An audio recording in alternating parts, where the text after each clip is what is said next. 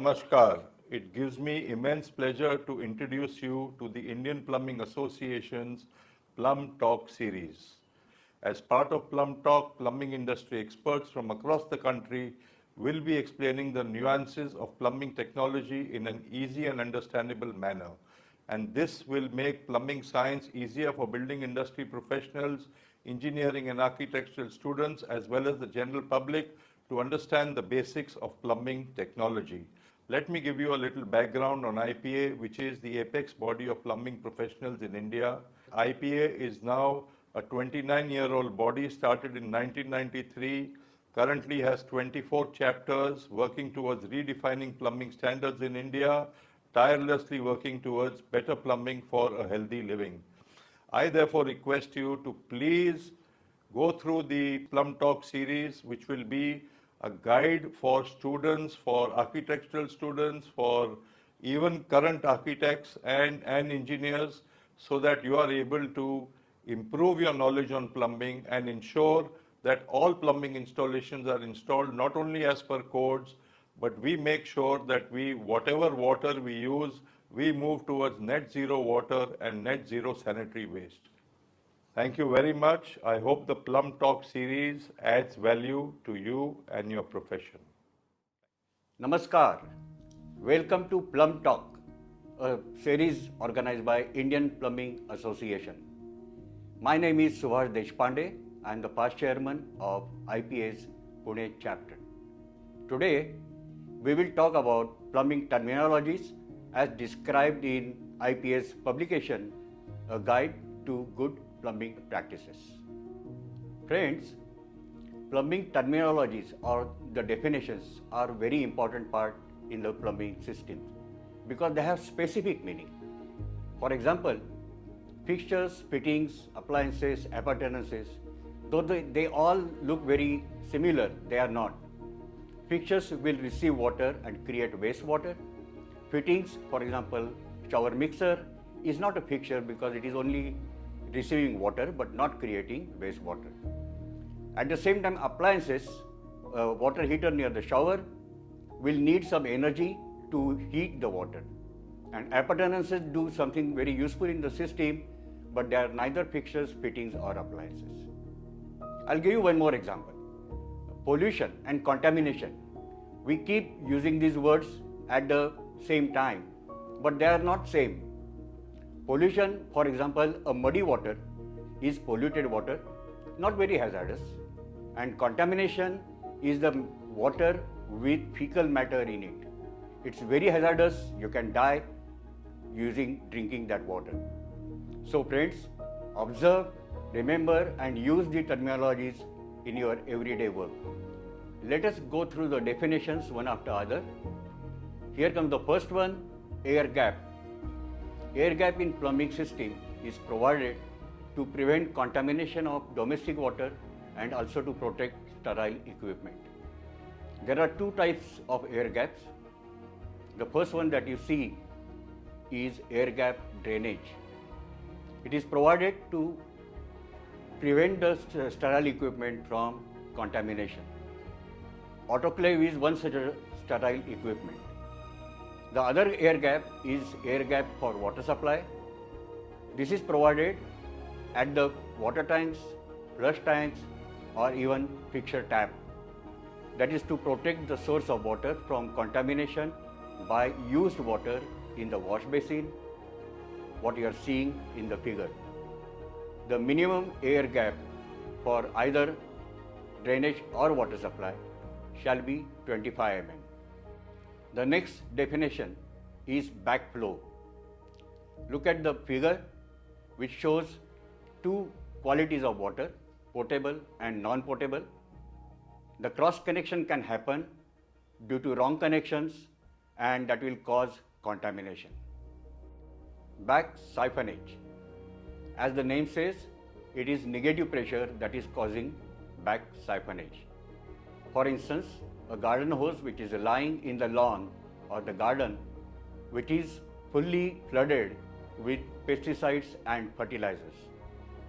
If there is a negative pressure, the pesticides or fertilizers may get sucked into the tap or the garden hose and contaminate the entire source of water, thereby causing health hazard. You need to install a backflow prevention device near the tap, such as atmospheric vacuum breaker. Let us look at what backwater valve is. It is a valve installed between the individual plot and the public sewer. This is for protecting your plot from getting flooded from the public sewer line whenever there is a blockage in the public sewer line. Look at the figure. It has got two flaps and one removable cover and has to be accessible at all times for cleaning and maintaining. So whenever there is a backflow from the public sewer line, you need to open the valve and clean it before commissioning the drainage line. Cesspool.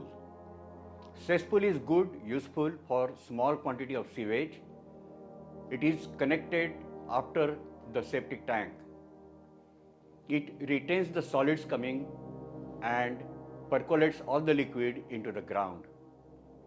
But this should be used only when unavoidable and for temporary situations.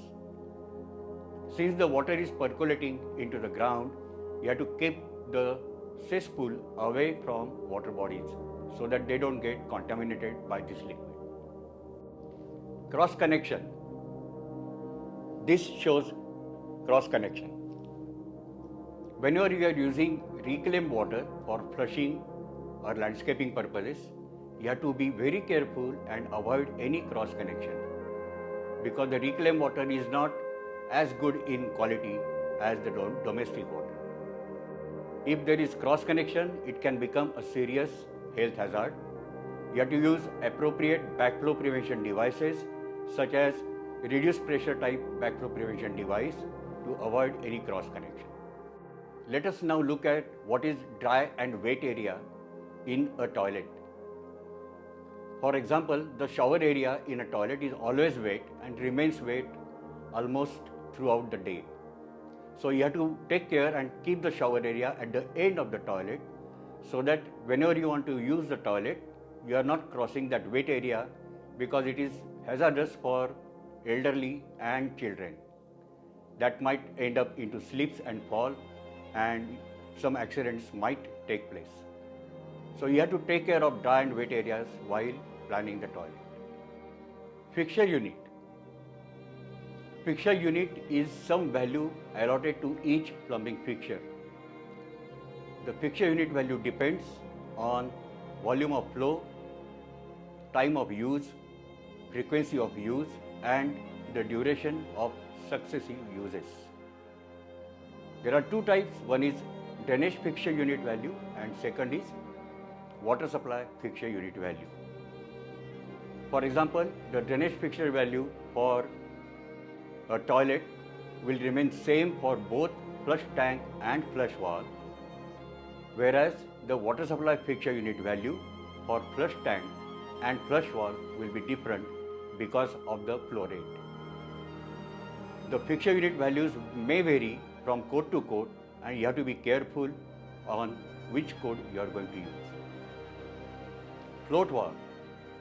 Float valve is also called as ball cock because of the ball shape of the valve. Nowadays different shapes are available, but earlier it was always spherical like a ball.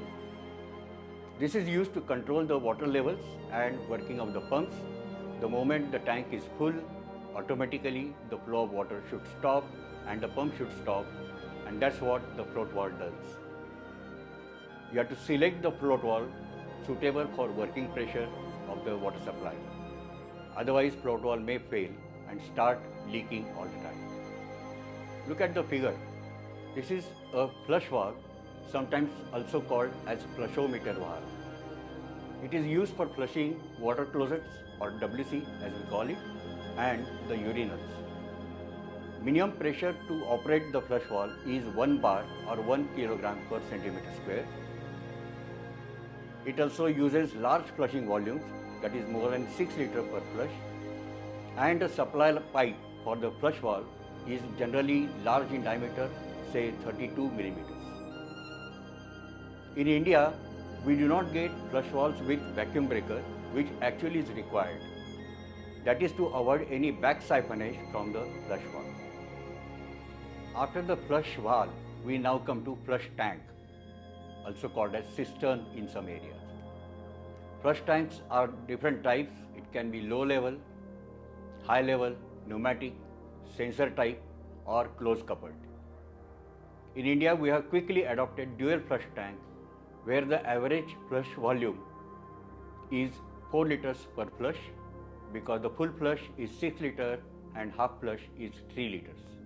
Auto flush tank, they are not recommended for installations because they keep flushing even on weekends or even during the school vacations. We should not use auto flush tanks in public areas like this. Gully trap. In India, we are used to doing more than one trap on each plumbing fixture. Like we have a P trap or a bottle trap at the fixture, then we have a nani trap or a floor trap, and in case of two pipe drainage system, when the waste pipe comes at the ground, we have a gully trap. To install a gully trap, we have to construct a chamber around it. The gully trap is made of stoneware, cast iron or UPVC, and the covers can be ductile iron or cast iron or concrete. Interceptors. In drainage line, you are not allowed to have grease, sand, diesel and chemicals to enter because they are hazardous to public. To intercept, you can use the principles of flotation, sedimentation and neutralization. Flotation for grease, sedimentation for sand which settles at the bottom of the chamber. Eliminate the chemicals, you have to use neutralization. All commercial kitchens must have a grease trap. All storm drains must have a sand trap so that the drainage lines or storm drains are not blocked due to the sand. Similarly, all parking lots or petrol stations must have chemical neutralization system to protect the drainage lines. Inspection chambers and manholes. In India, we have many inspection chambers and manholes for external drainage system for inspection and maintenance of the drainage. Why we have so many manholes? That is because we use RCC pipes mainly for the drainage system, and these RCC pipes do not come with fittings such as elbow, T or Y. So for each branch connection or change in direction or drop in the level of the drainage line, you need inspection chamber and manholes. For long drainage lines, at every 30 meters, we must have a manhole for access and maintenance. In the drainage line, the first chamber must be vented properly so that all foul gases are going out of the drainage line and out of the inspection chambers and manholes, and you are safe to enter the manhole without any breathing problem. We also get these nowadays made from the precast concrete, and the covers can be of ductile iron, cast iron, FRP, fiber reinforced plastic, polymer or concrete covers. We now come to potable water. Potable water is water which is suitable for drinking purposes. However, for all domestic uses, we must supply potable water. These domestic uses can be water at the wash basins, water at the sinks, water at the shower, because you are likely to touch that water, you are likely to consume some part of that water. So all domestic uses, we must have potable water. Similarly, even for washing machines, clothes washing, dishwashing, we must have potable water to protect our utensils and clothes from getting contaminated. Push tap. Push tap is also called as press tap, pressing the tap for water to come out. They are generally factory calibrated. They deliver pre-decided quantity of water every time you push the tap. This quantity is generally 1 liter per use or even less. the plumbing codes recommend that all wash basins in public toilets should have a push tab to conserve water. That is because you don't need to thoroughly wash the hands, you are just washing the hands or rinsing them after using the toilet. Sensor tab. Sensor tab is the next version of the push tab. It is more water consuming because the moment you remove your hand from the front of the tap or from below the tap, the water flow stops. It is very hygienic for usage because you are not touching the tap at all. You are only coming close to the tap and you get the water. It's more hygienic than a push tap. Friends, earlier we looked at the cesspool and we said that it is suitable for small or medium sized projects. Similarly, a septic tank is also suitable for only up to medium sized projects with sewage volumes which are controllable. You have to add a soak pit or a percolation trench after the septic tank. In the figure you are seeing that the sludge is settled at the bottom and only the clear water is coming out of the septic tank. Septic tank in India has been working very satisfactorily in all parts of India. Single lever mixer. There are various types of taps. One is the full thread tap where you have to keep rotating to stop the flow of the water or open the tap. Then there are quarter turn taps which only rotates 1/4 or 45 degrees. And there are single lever taps where you can push the tap even by a single finger. Very effective single lever mixers. They regulate the flow of hot and cold water and you can have the desired temperature of the mix of the hot and cold water. Single lever mixers therefore conserve more water than other types of taps. Slope to the pipe is also called a gradient to the pipe.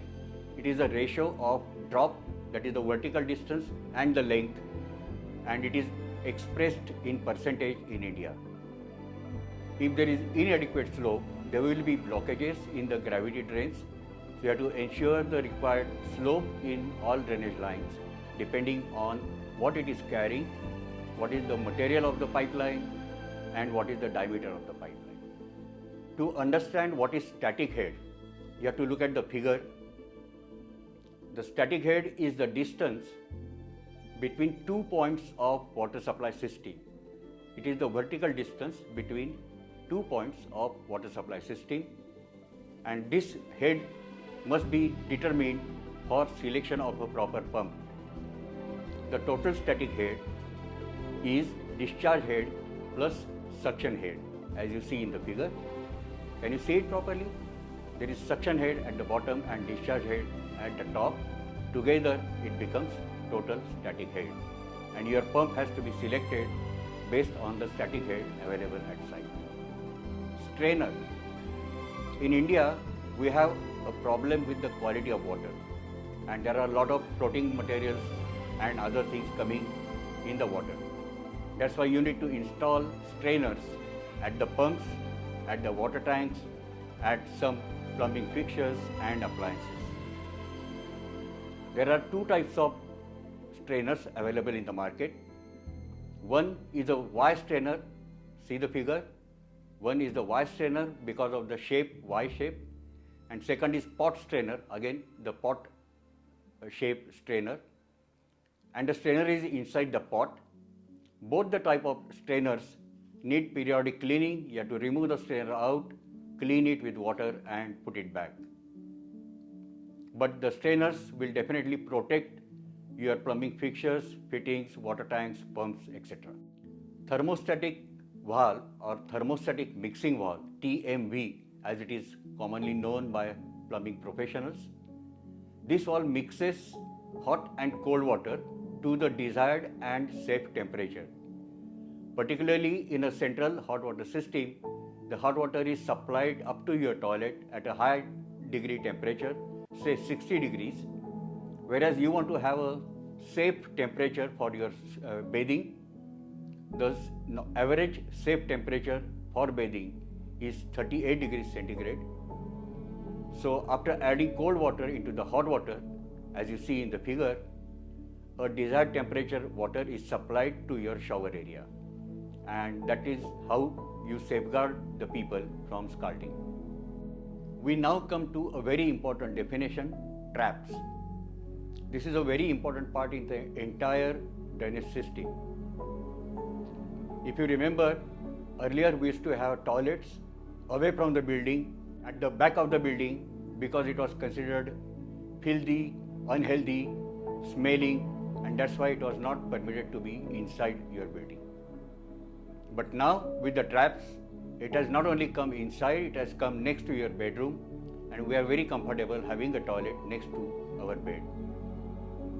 That is because traps prevents sewer gases from entering your premises. Look at the figure. It shows a P-shaped trap over there, and because of the P-shaped trap, there is stagnant water in the trap. The minimum trap seal depth is 50 millimeters, as you see in the figure. The maximum trap seal depth recommended is 100 millimeters. To be approved type of trap, the trap must be self-cleansing, that is cleaning its all waterway by self-design. It must have full bore throughout, the same diameter all through the length of the trap, and slip joints to be able to remove the parts of the trap and clean it and fix it again. The trap seal, as you see in the figure, is between the tailpiece and trap arm. The traps must be installed properly and protected from losing of trap seal. Let us now go to the vent pipe. We just mentioned some time back that we have a two-pipe system where the waste fixtures are connected to one pipe and the soil fixtures like WC or urinal is connected to soil pipe. And the third pipe is called a vent pipe. Vent pipe does not carry any liquid. It is mainly to provide the atmospheric pressure on the inlet as well as outlet of the trap. You have seen the trap and you have seen the trap seal. To maintain the trap seal from blow off or siphonage, you have to provide venting so that equal atmospheric pressure is provided both at inlet and outlet. One way to providing this or install air admittance valve, AAV, which can partially replace venting. However, this is not a complete replacement, and you will ultimately need vent pipes to ensure that all trap seals are protected from siphonage and back pressure. When you are sleeping at night, did you suddenly hear some drrrr kind of noise? It's very frightening and very irritating, nauseating noise that comes from water supply pipes. This phenomena is called as water hammer, and this is caused by sudden stoppage of the flow of water by quick closing valve. Now, you will ask me, what is a quick closing valve? A valve like a ball valve is quick closing valve, or butterfly valve is quick closing valve. And let's say a gate valve is slow closing valve because you have to keep turning it all the time. The quick closing valve generally causes sudden stoppage of flow, resulting into water hammer. To avoid water hammer and its irritation, you have to install water hammer arresters which can solve this problem. The figure that you are seeing is a piston type of water hammer arrestor. So whenever there is a backflow due to the sudden stoppage of the water is entering the piston type of water hammer and absorbing the shock wave. There is another type which is called as diaphragm type. It also allows the water to enter, and when the pressure is gone, the compressed air inside will push the diaphragm out and water flow starts again. We have seen what is a ball cock and how it was helping in filling the tanks and controlling on and off of the pumps. Similarly, water level controllers do the same job, and there are low level and high level floats that control start and the stop of the pumps. This will facilitate automatic filling of the water tanks and ensuring that the top tank is getting filled only when there is adequate water in the lower tank. And here we come to the last definition of this chapter, water pressure. Water pressure is the result of head, that is the static head we have seen, the head converted in pressure. And in case of inadequate static pressure, you have to use booster pumps. The codes say that you can use the pressures up to 0.5 bar to 4 bar in your water supply system designs.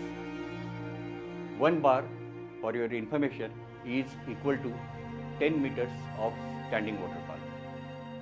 That's all, folks. It was a pleasure sharing my experience and knowledge with you all. You'll be hearing many more experts like me through the Plumb Talk arranged by Indian Plumbing Association. IPA was a great platform for me to work with and learn many things, and I'm sure you all will be benefited watching other chapters of A Guide to Good Plumbing Practices. Thanks for watching.